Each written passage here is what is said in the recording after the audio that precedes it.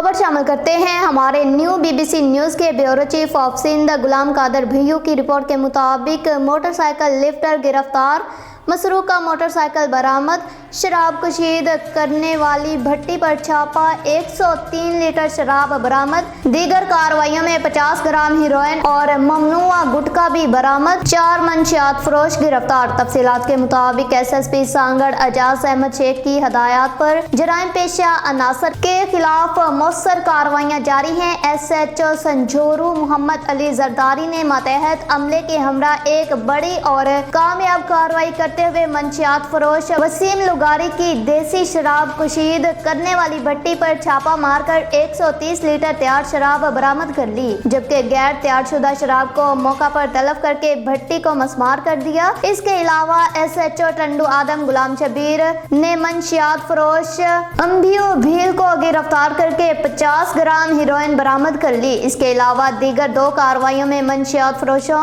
वकार अली शोरू और अकरम फहीम को गिरफ्तार करके उनके कब्जे से 303 पुड़ियां ममनुआ मोज़े सेहत गुटखे की बरामद कर ली। तमाम मंशियात फरोशों के खिलाफ इंसदाद मंशियात एक्ट की दफात के तहत मुकदमात दर्ज कर लिए गए।